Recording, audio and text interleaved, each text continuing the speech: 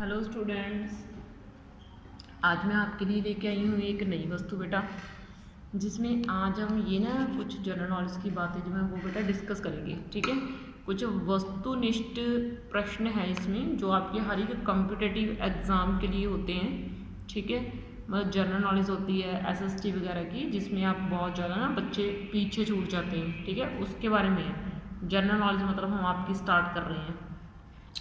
मनोहर पांडे की बुक है। बुक तो मेरे पास काफ़ी पुरानी थी, मैंने सोचा आपके साथ क्यों ना शेयर करी जाए। मैंने सारी की सारी पढ़ रखी है ये। ठीक है, अभी मैंने इसके क्वेश्चन को टिक नहीं करा। ठीक है, वो मैंने सोचा कि आपके साथ डिस्कस करके मैं टिक करूँगी। ठीक है, तो मनोहर पांडे की लिखी हुई बुक है। बुक बहुत बढ़िया है, काफ़ी मज़ेदार बुक है, काफ़ी बढ़िया है। 2700 से ज़्यादा इसमें क्वेश्चन है। ठीक है, और सारे हिस्ट्री वगैरह में से लिए गए हैं, और इसके ना कुछ पेज मेरे को ख़राब मिले। ठीक है, तो इसलिए अभी मैं वो वाले चैप्टर डिस्कस नहीं करूँगी जिनके पेज मेरे को ये ऐसे कुछ मिले हैं। ठीक है, ये कुछ ऐसे पेज हैं मेरे को, वो काफ़ी सारे मिले हैं ये।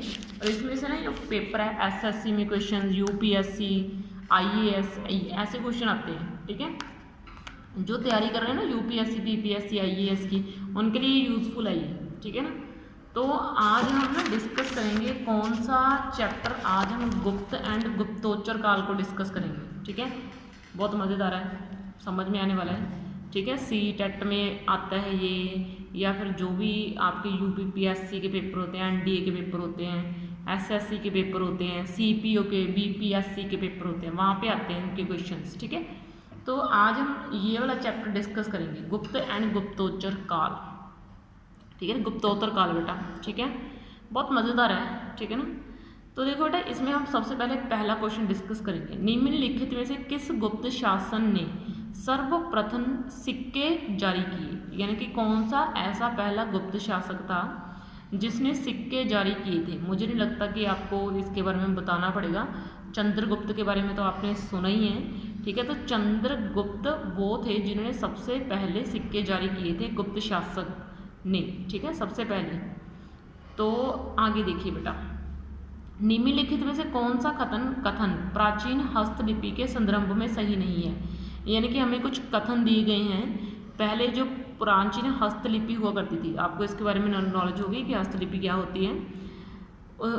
एक लिपि है, ठीक है, गुप्त काल के दौरान ये होती थी, तो वो हस्तलिपि की बात करी गई है भी। इसके बारे में हमें इन चारों में से कोई एक स्टेटमेंट सही बतानी है।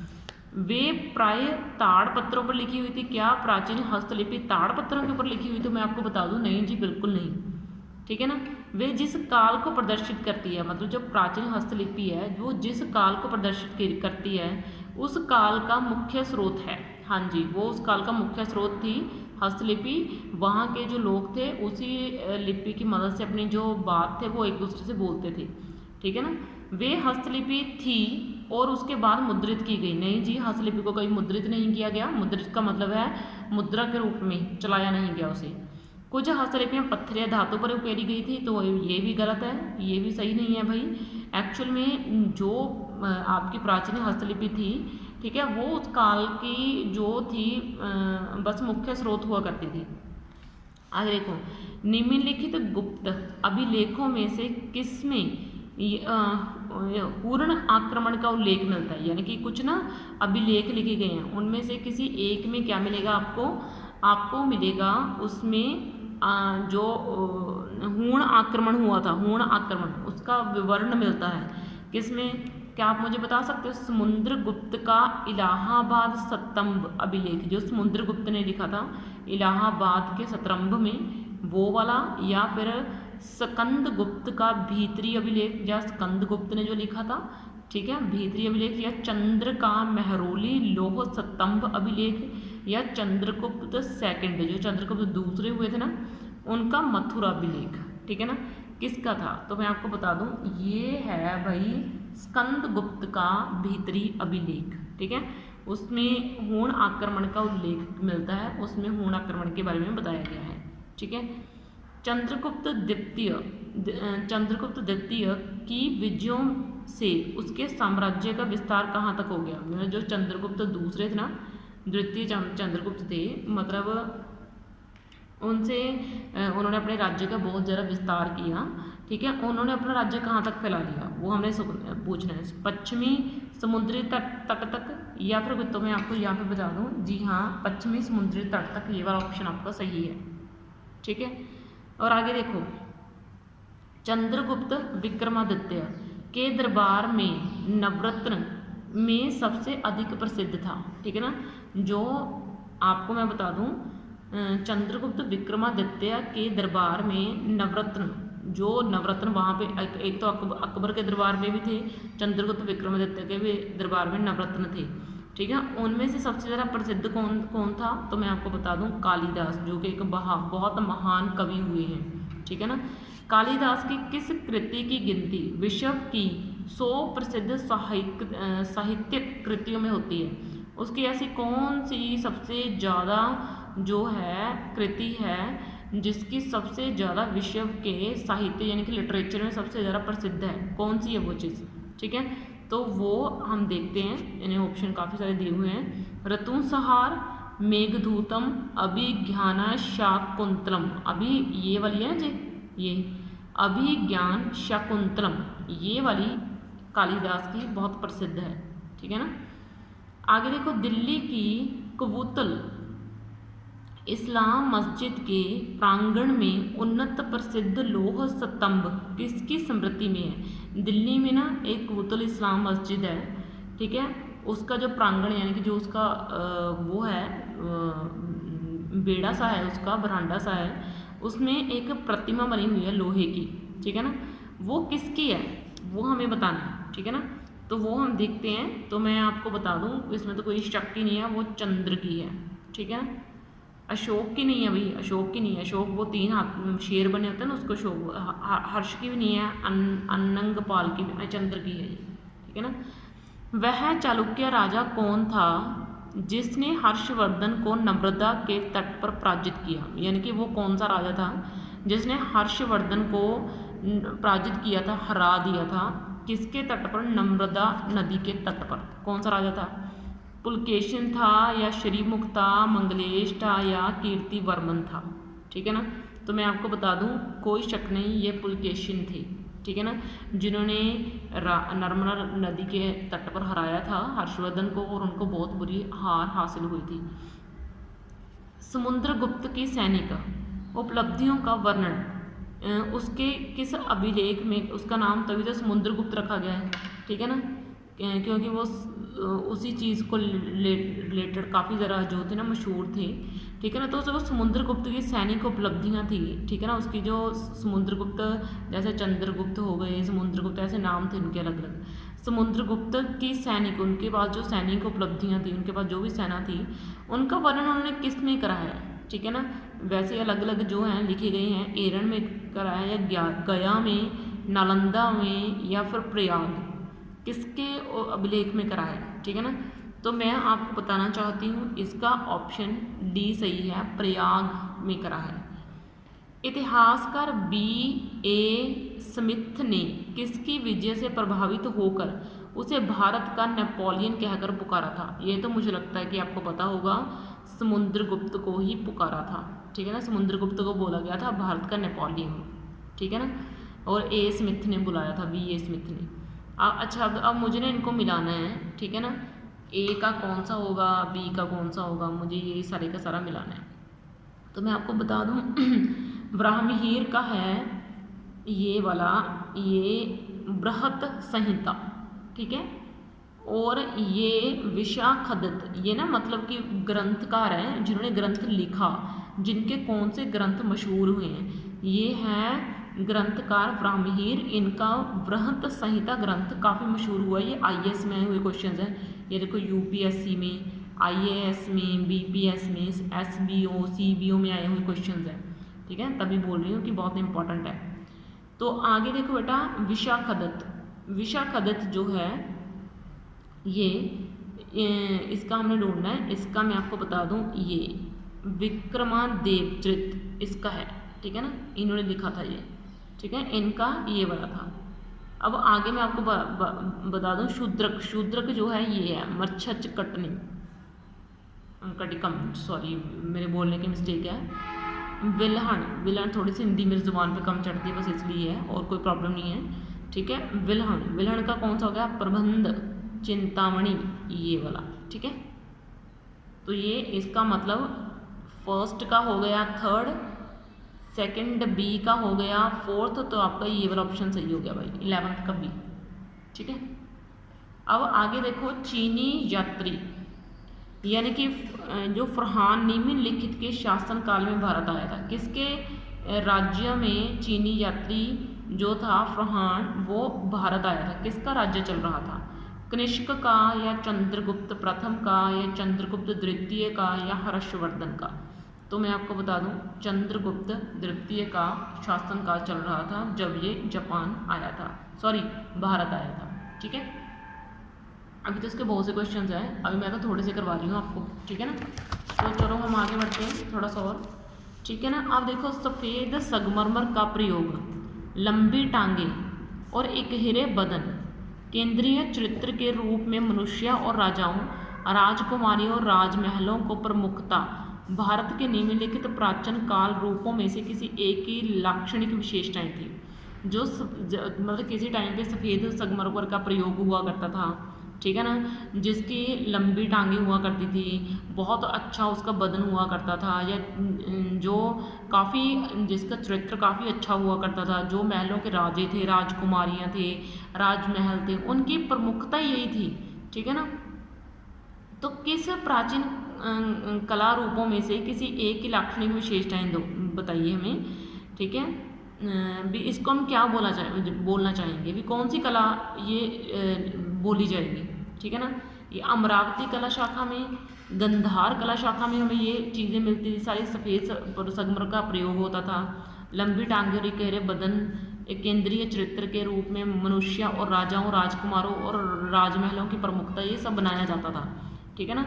तो कौन से प्राचीन कला रूप थे ये, ठीक है ना। तो आगे देखो, किसकी विशेषताएं हैं, किसके लक्षण बताते हैं, अमरावती कला शाखा के या फिर गंधार कला शाखा के, मथुरा के या पहाड़ी के। तो ये ऐसा कुछ पहाड़ी कला शाखा में हुआ करता था, पहाड़ी लोग ऐसे यूज़ करते थे, ठीक है ना, वो इन सभी चीज़ों को बनाया करते थे। तो आगे देखो, परंपरा के अनुसार प्रसिद्ध कोशकार अमर सिंह निम्नलिखित में से किसका समकालीन था, ठीक है ना, समकालीन था, ठीक है ना। तो परंपरा के अनुसार जो प्रसिद्ध कोशकार हुए थे, ठीक है ना, जो कौन से, अमर सिंह थे, उन्होंने कौन सा जो है मतलब निम्नलिखित में से किसके समकालीन थे वो, ठीक है ना, मतलब किसको वो अच्छा मानते थे, अश्वघोष को, पाणिनि को, पतंजलि को या कालिदास, किसके समकालीन थे वो, ठीक है ना, जिसके साथ वो खड़े हुआ करते थे, कौन से थे वो, ठीक है ना। तो मैं आपको बता दूं भाई, उस समय सबसे ज़्यादा प्रसिद्ध कौन से थे, कालिदास, तो कालिदास के साथ ही थे, ठीक है ना। निम्नलिखित में से कौन सा गुप्त वंश के पतन का कारण नहीं था, किस कारण गुप्त वंश नहीं बर्बाद हुआ था, स्कंदगुप्त के कारण, बताओ हुआ था या नहीं, ठीक है। स्कंदगुप्त के बाद केंद्र की शक्तियों का दुर्बल होना, एक्चुअल में ये कारण था कहीं ना कहीं, हूणों का आक्रमण ये भी कारण था, प्रांतीय शासकों का विद्रोह ये तो बहुत ही बड़ा कारण था। तो बचा आपके पास यही 15D, सत्ता के नियंत्रण के लिए आंतरिक कलह, ये नहीं था, ठीक है ना, ये तो इनके लिए एक बेनिफिशियल पॉलिसी थी, ये इस चीज़ में उसका पतन नहीं, इस चीज़ में उसको आगे लेके गए थे, ठीक है। निम्न में से कौन सा युगम सही सुमेलित नहीं है, मतलब कौन सा को हम सही नहीं बोल सकते। 320 ईस्वी गुप्त संवत की शुरुआत भी, क्या गुप्त संवत की शुरुआत यहीं से हुई थी, ये तो सही है भाई। 335 ईस्वी समुद्रगुप्त का राज्यारोहण, तो ये सही नहीं है, 335 ईस्वी में नहीं हुआ था ये, ठीक है। तो अच्छा आगे देखो, गुप्त काल में कई नई जातियों का अभ्युदय हुआ, क्योंकि क्यों नई जातियाँ क्यों जन्म ली, क्योंकि विदेशियों का भारतीय समाज में सम्मिश्रण हुआ, विदेशी जो थे भारतीय समाज में आकर रहने लगे थे, जनजातियों का अन्य जातियों में विलय हो गया, यानी कि जो मनुष्यों की जातियां से वो एक दूसरे में मिल गई, यानी कि समुद्र वाणिज्यिक एवं व्यापारिक वर्ग का उदय हुआ, समृद्ध वाणिज्यिक, यानी कि जो खेती वगैरह करने वाले लोग थे या ट्रेड करने वाले लोग थे वो काफ़ी ज़्यादा हो गए थे।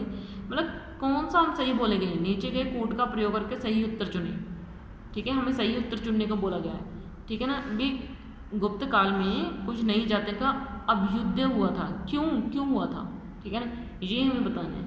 तो मैं आपको बता दूं ये तीनों ही कारण थे, ये तीनों ही नई जातियों के कारण थे कि अंग्रेज भी आ रहे थे और जनजातियाँ जो जनजातियाँ थी वो एक दूसरे अन्य जाति में विलय हो जाती थी और समृद्ध वाणिज्य और ट्रेड वगैरह होने लगा था, तो इसलिए ये चीज़ें ज़्यादा विकसित होने लगी थी। ठीक है, आगे देखो यानी कि ना किस शासकों ने मंदिर एवं ब्राह्मणों को सबसे, किस वंश के है बेटा ये, किस वंश के शासकों ने मंदिरों एवं ब्राह्मणों को सबसे अधिक ग्राम अनुदान में दिए थे, ठीक है ना। तो आप कौन सा पढ़ रहे हो चैप्टर, गुप्त, तो गुप्त वंश ही है इसका आंसर, ठीक है ना। अच्छा आगे देखो कौन सुमेलित नहीं है, इसमें से बताइए भी कौन सा आपको सही नहीं लगता है। यानी कि महासिंधी विग्रह युद्ध व शांति का मंत्री, ये सही है, उस टाइम यही थे गुप्त मौर्य काल में। महादंडनायक सेना का सर्वोच्च अधिकारी, बिल्कुल सही है, वो वही होता है। विनस्थिति स्थापक धार्मिक मामलों का प्रमुख अधिकारी, तो ये भी सही होता है। महाशपति गज सेना का अध्यक्ष, गज सेना पता है कौन सी होती है, जो हाथी वगैरह होते हैं, तो ये गलत है भाई, ये नहीं थे उस टाइम पे, ठीक है ना, ये नहीं थे, ये गलत बोला गया, ये गज सेना के अध्यक्ष नहीं थे, ठीक है ना, तो ये चीज़ गलत बोली गई है, ठीक है। तो इस चीज़ों को ऐसे वर्क करा गया। आगे देखो हमें इसको सम्मिलित करना है, हमें इसको सही करना है, ठीक है। हम इसको कैसे सही करेंगे, तो देखो क्षेत्र भूमि यही होती है कृषि योग भूमि, इसको बोलते हैं, तो ये वाला सही है, ठीक है ना। अब देखो वास्तु भूमि निवास योग्य भूमि, ये भी सही है। अपृहत भूमि जंगली भूमि, ये भी सही है, ठीक है। ये देखो सही, मतलब उसने कितना बेवकूफ़ बना रखा है, हमें सारे के सारे ऑलमोस्ट सही दे रखे हैं, ठीक है ना। और जो डी है खिल भूमि कृषि के लिए अनुपयुक्त भूमि, ठीक है ना, ये सारे सही हैं एक्चुअल में, ठीक है ना। ए का 1 है, बी का 2 है, सी का 3 है और डी का, ये एक्चुअल में सारे के सारे सही हैं, ठीक है ना। मीन्स कि हमारा ये वाला ऑप्शन सही है, ठीक है। अच्छा गुप्त शासकों की सरकारी या दरबारी भाषा कौन सी थी, मतलब जो अपने दरबार में यूज़ करा करते थे या फिर वो सरकार के लिए यूज़ करा करते थे, ऐसी कौन सी भाषा थी भाई वो, ठीक है, जो गुप्त यूज़ किया करते थे। तो मैं आपको बता दूं वो भाषा कौन थी है भाई, संस्कृत, क्योंकि संस्कृत उस टाइम पे बहुत मशहूर हुआ करती थी। देख लो ये सारे paper SSC UPPS CS UPSC IAS वहाँ पे आ रहे हैं, ये देखो CDS, ठीक है ना। तो आगे देखो सुमेलित कीजिए, ये बहुत ज़्यादा आते हैं भाई, इसको तो आपने ध्यान में रखना है, ये तो बहुत ज़्यादा आते हैं हमें, ठीक है ना। अच्छा देखिए अब हमने बोलना है पाणिनि, कामसूत्र, वात्सायन, राजतरंगिणी, चाणक्य, यानी कि ये चीज़ें हैं फिर किसने क्या लिखा, ठीक है ना, ये राइटर्स हैं, ये उनकी जो है लिखते हैं कि किसने क्या लिखा, ठीक है ना, ये हमें देखना है। तो ये देखो अब मुझे बताना है, तो पाणिनि ने ये लिखा अष्टाध्यायी, तो मैं आपको बता देती हूँ, ठीक है ना। बी वात्स्यायन का होगा कामसूत्र, चाणक्य तो बहुत मशहूर है, वो तो हमें पता ही है, अर्थशास्त्र, कल्हण, राजतरंगिणी, ये उनकी रचनाएं हैं, ठीक है। तो ये हो गया, इसका मीनिंग ये आपका ऑप्शन ए सही हो गया, ठीक है। अब आगे देखो अभिज्ञान शकुंतलम लिखने में पहले कालिदास ने निम्नलिखित में से कौन से 2 नाटक लिखे थे, यानी कि पहले कौन से 2 नाटक लिखे थे, इसको लिखने से पहले, अभिज्ञान शकुंतलम को लिखने से पहले कालिदास ने कौन से 2 नाटक लिखे थे, बताइए मुझे, क्या आप बोल सकते हैं, विक्रमोर्वशीयम या फिर मालविकाग्नि मित्रम या फिर ये सपनवादम या फिर कादम्बरी, कौन से 2 नाटक, आपको मुझे लगता है एक तो आपको पता चल ही गया होगा, ठीक है ना। एक तो ये, जिसने ये नहीं देखे तो बस वो तो कमाल है भाई, ठीक है ना। 23 है, सोचो ज़रा बताओ फिर मैं आपको बताऊंगी। तो मैं तो टिक ला ही रही थी, फर्स्ट और सेकंड ये है, ठीक है ना, ये तो आपको आती होंगे। 2 महाकाव्य रामायण और महाभारत का संहिताकरण संभवतः किस शताब्दी में हुआ, रामायण और महाभारत जो थे ना, यानी कि वो किस सदी में जो थे उनका लिखा वगैरह गया था उनको, कौन सी सदी में, तो इसमें तो कोई शक ही नहीं है, 4वीं शताब्दी में, ठीक है ना, 4th शताब्दी थी उसमें, 3री में नहीं, 5वीं में नहीं, 6ठी में नहीं, 4थी में, ठीक है ना। गुप्तकालीन बौद्ध शिक्षा का महान केंद्र कौन सा था? अभी ये तो बताने की कोई बात ही नहीं है, ठीक है ना, ये तो बहुत ईजी है, नालंदा। उज्जैन मत कर देना, ठीक है, नालंदा है। आगे देखो, शूद्रक द्वारा लिखी गई प्राचीन भारतीय पुस्तक मृच्छकटिकम का विषय था, क्या विषय था, किसके विषय में वो बुक लिखी गई थी, ठीक है ना। तो अभी हमें ये बताना है, एक धनी व्यापारी और गणिका की पुत्री की प्रेम का था, तो ये सही है, उसी के बारे में लिखी गई थी ये बुक, ठीक है ना। एक धनी व्यापारी था और गणिका की पुत्री थी, उसकी प्रेम गाथा को इसमें एक्सप्लेन करा गया था कि वो कैसे कैसे एक दूसरे से प्रेम करते थे और क्या क्या उनके मन में भावनाएं थी और क्या क्या चीज़ें हुई थी, ठीक है ना। और उस समय के राजनीतिक काल के बारे में इसका वर्णन करा गया है, ठीक है। आगे देखो, सूची 1 तथा सूची ये 2 हैं, उसको सम्मिलित करना है। हमें राजाओं के दरबारी कवियों के बारे में बताना है कि कौन सा दरबारी कवि किस राजा का कवि हुआ करता था, ठीक है। हम इसके बारे में जो है बात करनी है, ठीक है ना। तो मैं आपको बता दूं, ये जो है अमीर खुसरो के टाइम पे अलाउद्दीन खिलजी हुआ करते थे, ठीक है ना। हाँ जी, शायद आपको सुन के बहुत ज़्यादा अजीब लग रहा होगा, पर ये चीज़ बिल्कुल सच है, ठीक है, कि अलाउद्दीन खिलजी अमीर खुसरो के टाइम पे हुआ करते थे। अलाउद्दीन खिलजी, आपने वो मूवी भी देख रखी होगी है ना, जिसमें वो रणवीर सिंह ने रोल करा हुआ है, ठीक है ना। उस टाइम पे जो अलाउद्दीन खिलजी हुआ करते थे, ठीक है ना, जिसका रोल उन्होंने पे करा है, ठीक है ना। अमीर खुसरो भी हुआ करते थे, है ना। तो आगे देखो, कालिदास चंद्रगुप्त के टाइम पे हुआ करते थे, ये तो अभी हमने पढ़ी, इसके साथ के 2 से 3 क्वेश्चन। हरिशेन जो थे समुद्रगुप्त के टाइम पे हुआ करते थे, यानी कि वान भट्ट जो थे वो हर्षवर्धन के टाइम पे हुआ करते थे, ठीक है ना। तो ये आपके आंसर्स हैं, तो इसका मीनिंग ये हो गया, इसका ऑप्शन सही, ठीक है ना, बी पार्ट, ठीक है।